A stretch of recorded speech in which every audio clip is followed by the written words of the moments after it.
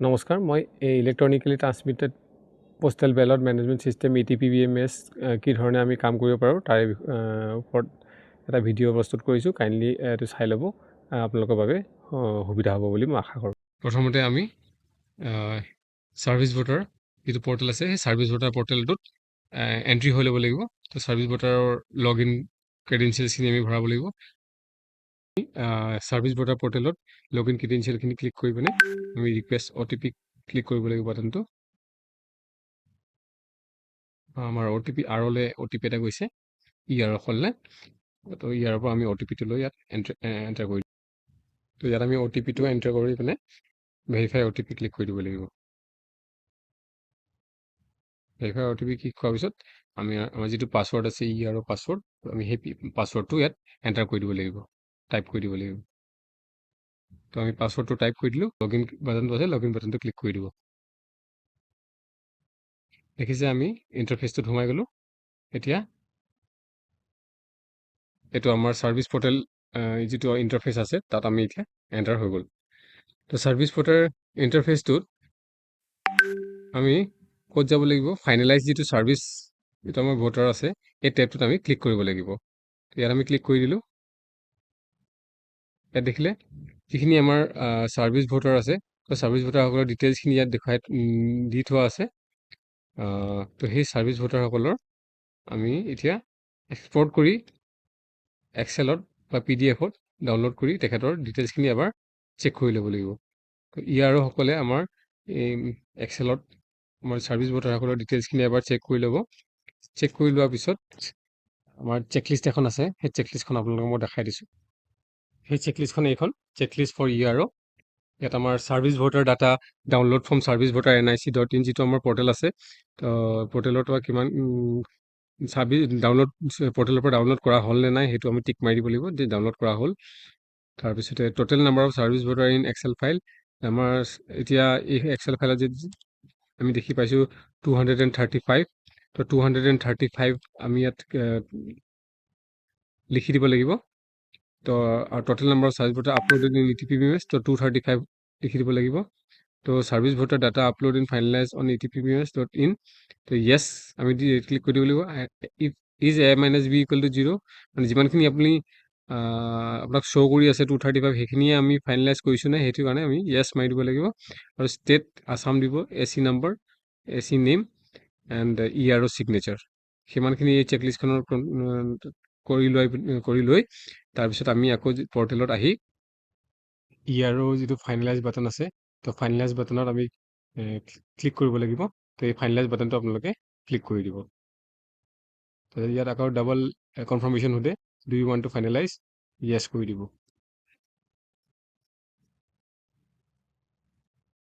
তো এতিয়া আমাৰ ছাৰ্ভিচ ভোটাৰ পৰ্টেলৰ কামখিনি আমাৰ ইয়াতে সমাপ্ত হৈছে। তো আমি এতিয়া নেক্সট ETPBMS যিটো আমাৰ পৰ্টেল আছে এতিয়া তালৈ আমি যাব লাগিব। চাওক, প্ৰথমতে মই লগ ইন ID টো দি দিছোঁ, তাৰপিছত মই ৰিকুৱেষ্ট OTP বাটনটো ক্লিক কৰি দিম। আৰোসকললৈ এটা OTP গৈছে, তো সেইটো OTPটো আমি ইয়াত এণ্টাৰ কৰি দিব লাগিব। OTPটো মই আমাৰ ডিফল্ট OTP ডেমো এটা আছে সেইটো মাৰি দিছোঁ।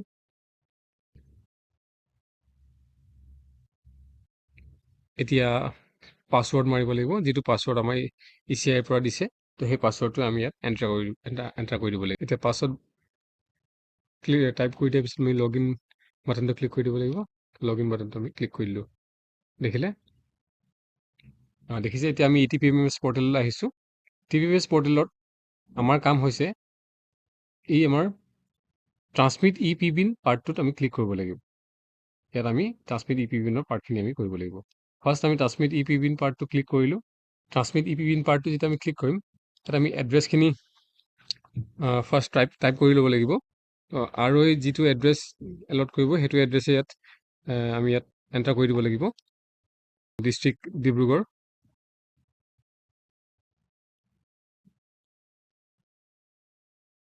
পিনক'ড আমি ডিব্ৰুগড় পিনক'ড এটা দি দিব লাগিব। তাৰপাছত আমাৰ কাম হৈছে ছেভ বাটনটো আমি ক্লিক কৰি দিব লাগিব এড্ৰেছটো দি।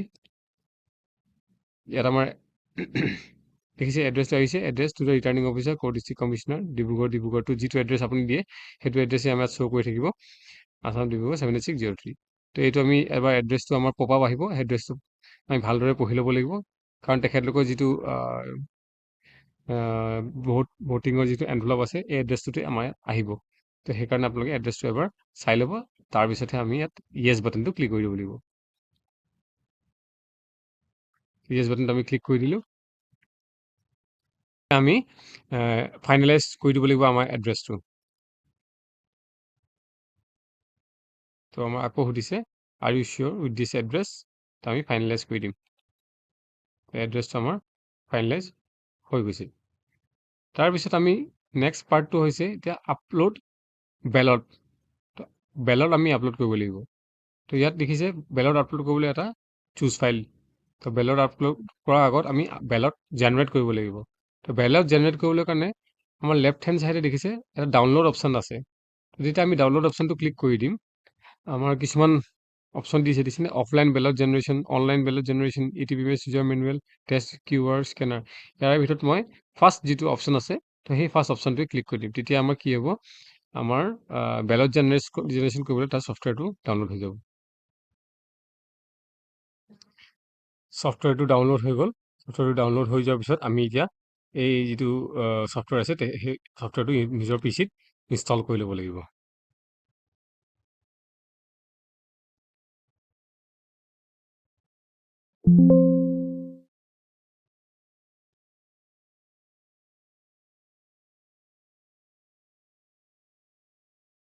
ছফ্টৱেৰটো ইনষ্টল হৈ গ'ল।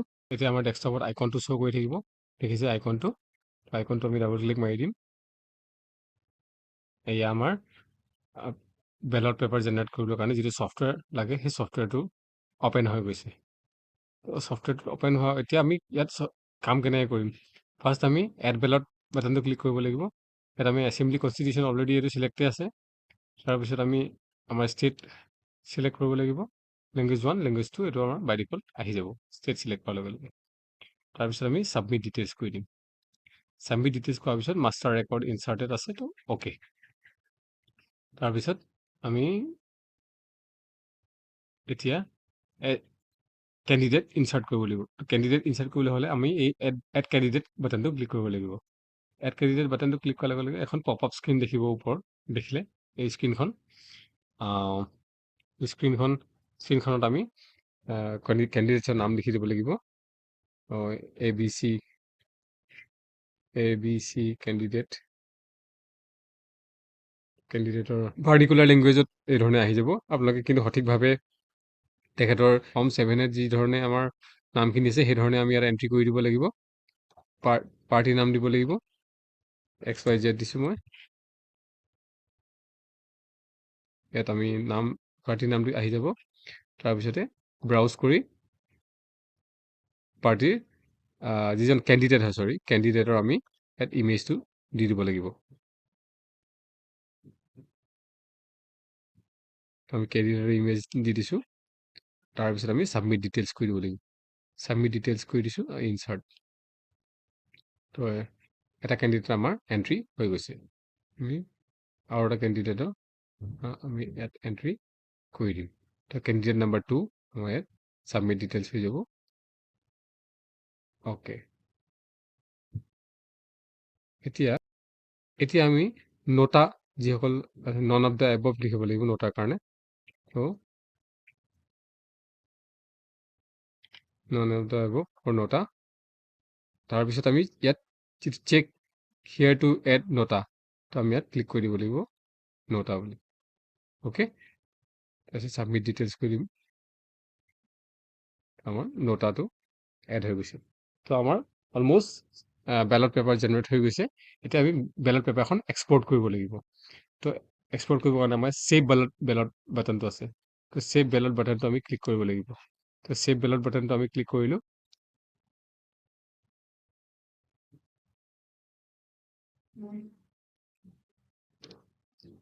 ক্লিক কৰাৰ লগে লগে আমি আমাৰ ডেস্কটপতে আমি ছেভ কৰি দিছোঁ বেলট AC বুলি। তো আমি আমাৰ বেলট পেপাৰখন অলম'ষ্ট জেনেৰেট হৈ গ'ল। এতিয়া আমাৰ এই ছফ্টৱেৰটোৰ কাম শেষ হৈ গৈছে। তো আমি ছফ্টৱেৰটো ক্ল'জ কৰি দিব পাৰোঁ। এতিয়া দেখিলে বেলত AC বুলি আমাৰ ইয়াত জেনেৰেট হৈ গৈছে বেলত পেপাৰখন। বেলত পেপাৰখন এইখন আমাৰ বেলত পেপাৰখন। এইখন ভালকৈ এতিয়া চাই লৈ আমাৰ ৰিটাৰ্ণিং অফিচাৰ তেখেতে ইয়াত চাইন মাৰিব লাগিব, প্ৰিণ্ট আউট কৰিব লাগিব, ফাৰ্ষ্ট প্ৰিণ্ট আউট কৰিব লাগিব। প্ৰিণ্ট আউট কৰি আমাৰ ৰিটাৰ্ণিং অফিচাৰ ইয়াত চাইন মাৰিব লাগিব। চাইন মাৰি আমাৰ CEO লেভেলত এইটো দেখাব লাগিব। তেখেতলোকৰ ফালৰ পৰা যেতিয়া এপ্ৰুভেলটো পাই যায়, এপ্ৰুভেলটো পাই যোৱাৰ পিছত আমি এই বেলত পেপাৰখন আপলোড কৰি দিব লাগিব। আপলোড আমি ক'ত কৰিম? আমাৰ ETB ইমেজ যিটো আমাৰ পৰ্টেল আছে তাত আমি আপলোড কৰি দিম। এতিয়া আমি আপলোড বাটনটোত ক্লিক কৰিব লাগিব। চুজ ফাইলত ক্লিক কৰিলোঁ ETB ইমেজৰ ভিতৰত। ইয়াত আমি ডেস্কটপত যাম। ডেস্কটপত গৈ আমাৰ যিটো বেলত AC পেপাৰটো আছে সেইটো আমি ইয়াত ইম্পৰ্ট কৰি দিম। এখন মেছেজ আহে যে non of the above is Mising, মানে ইয়াত মই NONE যিটো E লেটাৰটো মই ইয়াত মিচিং কৰিছোঁ। আপোনালোকক মই দেখাই দিছোঁ, চাব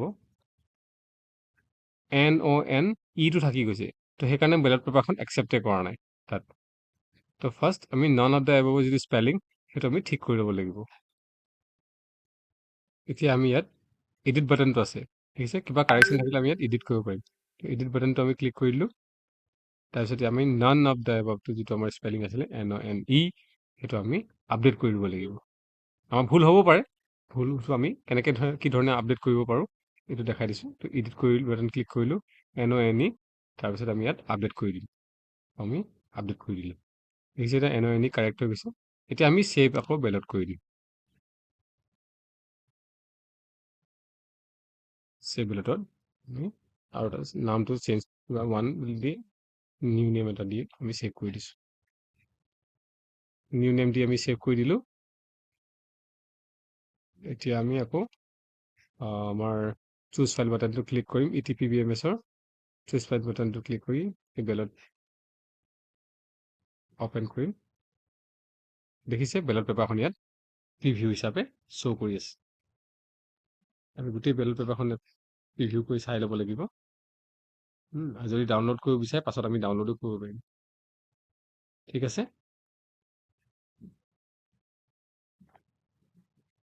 আৰু যদি ডাইৰেক্টলি আমি প্ৰিভিউ কৰিব বিচাৰোঁ, অনলাইন আমি প্ৰিভিউ কৰিব পাৰোঁ। যদি প্ৰিভিউ বাটনটো ক্লিক কৰে অনলাইন PDFটো সেইটো চেক কৰি ল'ব পাৰোঁ।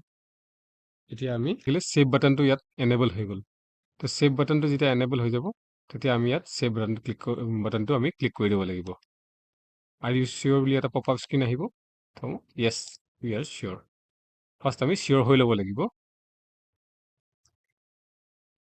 নেক্সট আমি ফাইনেলাইজ EPBIN পাৰ্টটোত যাম। যেতিয়া ফাইনেলাইজ EPBIN বাটনটো ক্লিক কৰিলে ইয়াত গোটেই গাইডলাইন্সখিনি আছে। সেই গাইডলাইন্সখিনি তেখেতলোক যিসকলে আমাৰ ভোট কাষ্ট কৰিব তেখেতলোকৰ কাৰণে গাইডলাইন্সখিনি দিয়া হৈছে। উইথ পোষ্টেল বেলত এনেকৈ এই ধৰণে গোটেই ছেটটো যে তেখেতলোকে গুচি যাব। তাৰপিছত আমি ফাইনেলাইজ যিটো আমাৰ পিন আছে পিনটো আমি ফাইনেলাইজ কৰি দিব লাগিব।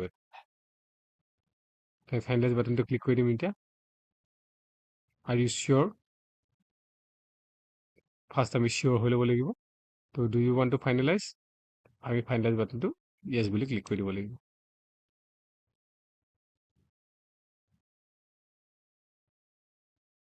তো EPBটো আমি ফাইনেলাইজ কৰি দিলোঁ, মানে পোষ্টেল বেলটটো আমি ফাইনেলাইজ কৰি দিলোঁ। এতিয়া আমি পিন ট্ৰান্সমিট কৰিব লাগিব।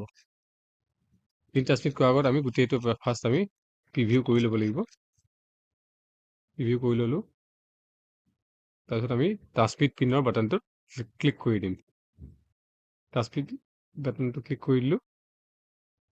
ক্লিক কৰি দিয়াৰ পিছত দেখিছে তলত ট্ৰান্সমিট পিন EPBN পিন এটা বাটন আহি গৈছে, সেইটোত আমি ক্লিক কৰিব লাগিব। কিন্তু তাৰ আগত আমি গোটেই বস্তুটো এবাৰ চাই ল'ব লাগিব, ঠিক আছে। চাই লোৱাৰ পিছত এতিয়া আমি ট্ৰান্সমিট EPBN পিন বাটনটো ক্লিক কৰি দিম। আকৌ পপ আপ স্ক্ৰীণখন আহিছে, আৰ ইউ চিয়'ৰ, আমি ইয়াত চিয়'ৰ বাটনটো ক্লিক কৰি দিব লাগিব। এতিয়া OTP এটা যাব আৰলৈ, তো OTP টাইপ কৰি দিম। টাইপ কৰি দিয়াৰ পিছত আমি ভেৰিফাই OTP কৰি দিলে OTP মই এতিয়া এণ্টাৰ কৰি দিছোঁ। ভেৰিফাই OTP ক্লিক কৰি দিব। Are you sure you want to transmit EPBIN, yes click কৰি দিম। তো ইয়াত আমাৰ ট্ৰান্সমিট কৰা পাৰ্টটো ইমানতে শেষ হৈছে। তো first phase of ETPPMS, finalizing service voter, then generating postal ballot, and transmitting e-postal ballot and e-pin. তো সেই তিনিটা ফেজ আমি তিনিটা পাৰ্ট আমি ফাৰ্ষ্ট ফেজত কৰিবলগীয়া আছিলে। তো সেইখিনি আমাৰ ফাৰ্ষ্ট ফেজ অফ ETPPS পিনটো যিটো আমাৰ আছিলে সেইটো আমাৰ ইয়াতে শেষ হৈছে। ধন্যবাদ।